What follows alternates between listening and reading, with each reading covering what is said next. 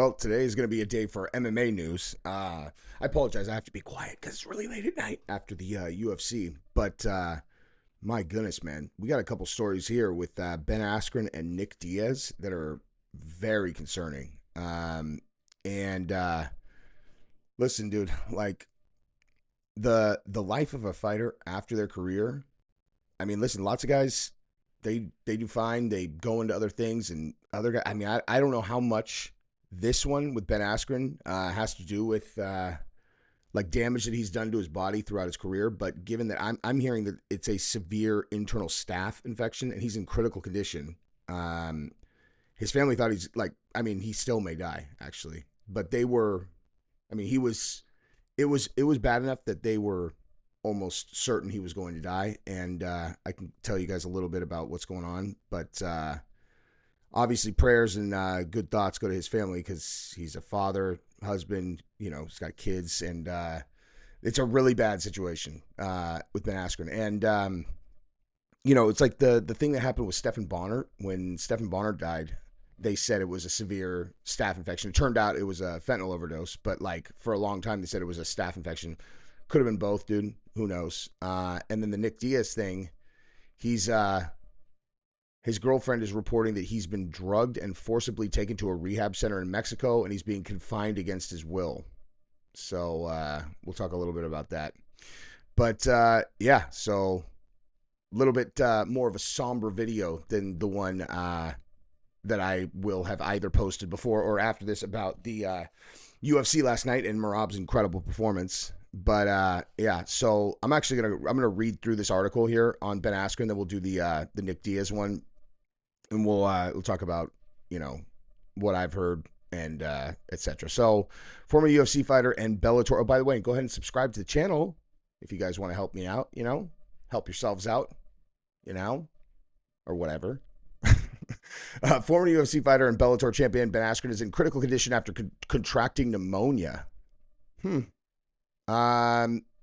Well, I'll tell you what happened afterwards. So, after several reports that Askren was facing a significant health scare due to a staph infection, a Facebook post by his wife, Amy, was shared on social media.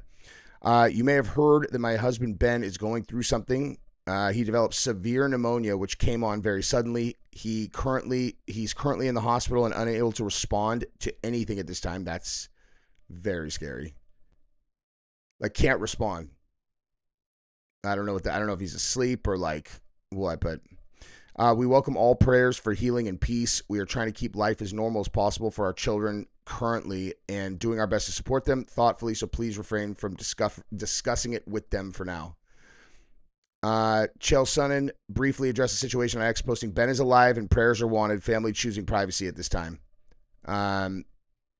So I guess, staph local pneumonia is apparently pneumonia brought on by staph infection. Dude, staph is scary, man. Especially if it's MRSA. I don't know if you guys know the difference between, different strains of staph, but like the MRSA is very resistant to antibiotics, and it developed over a period of time because people were, I think it's like people were not finishing their courses of antibiotics, or they were taking antibiotics too much, and so this strain of staph became very, very resistant to antibiotics, and it's insanely dangerous. When I had staph, like I had a serious bout of staph last year that like I couldn't get rid of, dude. So like it was, I was never able to culture it. Every time that I would go to get seen, it would be like dry by the time I saw it, and so they couldn't culture it. But like I've talked to multiple healthcare people, given how it responded to certain antibiotics, they're like, dude, it's probably MRSA, because that, like, it shouldn't have been that hard to get rid of. But yeah, I talked to people, because people on the channel knew that I had it, and there were people reaching out telling me about like their experiences with staph, and they were, the horror stories were all MRSA. Dude, I had a cop tell me that he was in the hospital for I don't know, like maybe like a shooting victim or something like that.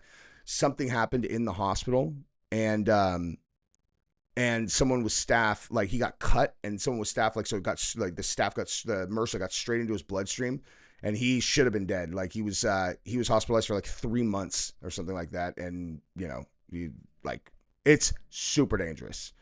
So, yeah, like, very few details of Askren's diagnosis or status are known beyond this supposed. Yeah, I mean, like, what I heard is that they were essentially certain he was going to die.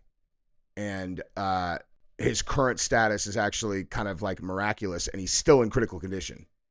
So, miraculous brings us to critical condition, and he can't respond. So, like, that's how bad it was. He was like, I heard that he was at a place where he had been at some conference, and he just started feeling, I don't know what brought it on, but he checked himself into a hospital, and then he just completely deteriorated, like, very, very quickly. And pneumonia, I mean, if you don't know what pneumonia is, it's where your lungs fill up with fluid. It's horrifying, I've heard. I mean, you can't get oxygen, like if you can't breathe in your which is awful. I would imagine it's probably like being smother tapped, but you can't tap out. So yeah, I mean, that's pretty much it for the Ben Askren story, which is awful. Obviously, hopefully he makes it out. Now the Nick Diaz thing, he's been drugged, forcibly taken to a rehab center in Mexico, confined against his will. He's confined in a rehabilitation facility against his will. He was drugged during this process and made numerous attempts to escape, but the authorities consistently return him to the facility. Communication with him is severely restricted. I am unable to speak with him or receive updates directly. All information must be relayed through a man named Ruben, who is responsible for his placement in the facility. Nick does not wish to remain at the facility. He desires to return home to California and attend drug rehabilitation programs there.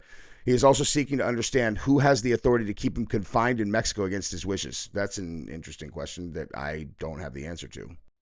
I've talked to a couple people, and essentially what I've heard is like you have like a group of people who are trying to save his life. That's what's actually going on here. And yeah, I don't know what I should say about this, actually. Now I'm just realizing, like, I'm not sure how much of this I should talk about. What I should say is this, like, the people who are behind this are trying to help him. Simple as that. I don't think I need to, like, reiterate that, of course, like, I love the Diaz brothers, man. And I'm always rooting for everybody to do well. And I hope that, this ends up being a good thing or whatnot. But listen, I know an awful lot about this particular topic. I mean, not to the extent that I don't know, like, certain people can ride this train all the way to oblivion, and then ultimately they die. Like, it's just like that's how this goes. And I have a few friends that have died like this, and it's right around when they're like, I'm trying to think of, Dan was 40. My other buddy was like 42. It's like early 40s, dude. Or actually, God, Gabrielle had a friend too that was that had a pretty serious issue, and he died when he was like 38. His liver failed. It's like your body, if you punish your body like that, your body can make it till about, at least in my experience, like 40s, like early 40s, and it'll just give out, and you'll die, and they'll die. And I was thinking about this last night with Gabrielle. I was talking about this to Gabrielle last night, and I was saying, like, I don't remember seeing Nick Diaz, like, I've never seen him, like, really smile, like look happy. You know what I mean? And the reason I bring that up is because people use drugs for a lot of different reasons. You know what I mean? And in many cases, my own included, when that was the thing, it was just boredom, dude. Just bored. Like, I'm sure it's not going to come as any shock to anybody. I have a very active brain, dude. Like, my brain is very active. It's exhausting, like, it can get very exhausting, and it's like, oh, cool. I can just take that, and everything will calm down, and I can just turn my brain off and relax. It's like, that sounds nice. That sounds nice for a while. The problem is that, like, then, you can't get it all the way back on. Like, it's not like it's always exhausting. Like, you want your fucking brain, you want your emotions, and it shuts them down. But, so for like a person like me, then when I would quit taking pills or whatever, I would feel phenomenal. Like, the best impossible to even exaggerate how good I would feel, you know. But that's because my baseline, like I'm like a happy person who enjoys their life and loves the people around them, and I just have always had like a very kind of sunny disposition, you know. But like for people who, you know, are trying to drown out like real emotional pain in their life, whether it's stuff that happened to them or some kind of just, you know, it's just the way they are. They're just not super happy people in general. They're using drugs to like mask, you know, like serious pain. And so if when they get sober, they are reminded exactly why they were using it in the first place. It's not, you know, it's not like they're like, wow, I feel great. They're like, oh my God, I feel awful. Like I've been masking this depression all this time. Like, and I don't know what to do about it. It's like the other thing too is, and again, I don't know.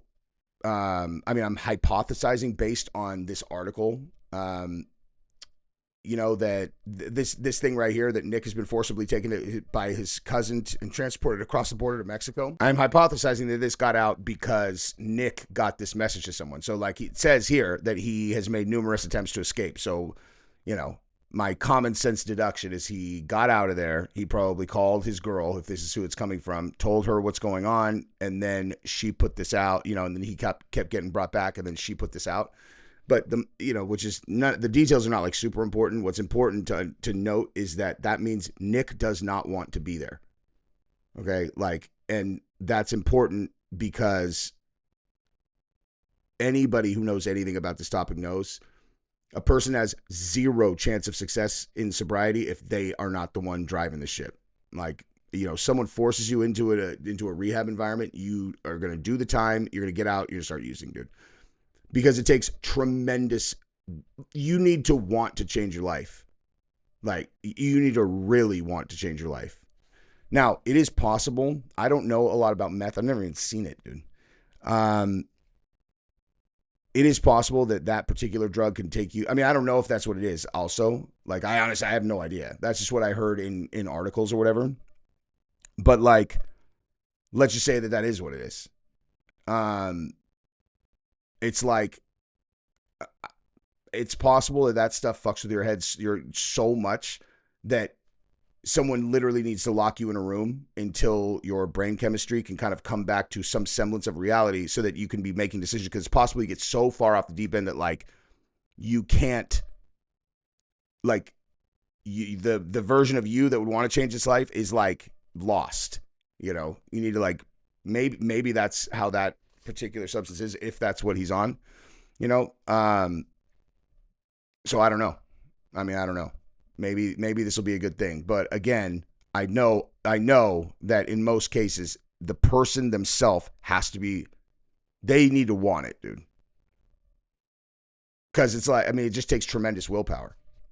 It's like any other thing that takes a long period of time to build up. You know, it's like if you, I'm thinking about starting jiu-jitsu. I mean, the reason why I would assume, I assume most people want to be a black belt in jiu-jitsu. Like, why would you not, you know, why would you not want that skill set? If it was as simple as like the Matrix, they just plug it in and then you download it and you're all, okay, cool, I'm black belt in jiu-jitsu now. Who would not do that? Everybody would. But the thing is, like, you need to really want it. Like, you want to be a black belt in jiu-jitsu, you need to fucking want it bad, because you're going to have to be training, you know, 4 to 5, 6 times a week for like 10 years or more, many more in some cases. Guy got his black belt at my academy yesterday. He got his brown belt in 2014. Okay. He'd been a brown belt for 11 years. Now, he works in Homeland Security, so he bounces around city to city, which is the, you know, I mean, that's the reason. But nonetheless, yeah, I mean, like, if you want to be sober, it's like that, dude. Like, you have to fucking want it bad. Now, it gets easier, obviously, but it gets easier just because your brain starts like getting used to not being on substances. My brother used to be a drug counselor. He's a sports psychologist now, but like he had like the best metaphor for it. He's like, dude, think about it like this, man. He's like, your brain is like a cornfield. And he's like, the behaviors that you do each day are like a path that you're like walking through the cornfield. He's like, if you do the same thing every day, you're going to have this crystal clear path in the cornfield. It's like, this is the way you walk every day. There's the path. And he's like, if you want to get off drugs, he's like, you literally need to chart a completely new path. He's like, and so you're going to be walking through like stalks of corn when you could just very easily go down this already made pathway. He's like, and it's like that. He's like, you know, you do it every day, keep on doing it. And then eventually, you know, that becomes the path. So I don't know, that for some reason, that metaphor, I'm like, fuck, that makes a lot of sense to me, actually. Anyway, hopefully both these guys, you know, recover and have long, healthy lives. But fuck, man, honestly, like both of these situations sound pretty dicey. But anyway, best thoughts and wishes and prayers, etc. Love you guys. Bye bye.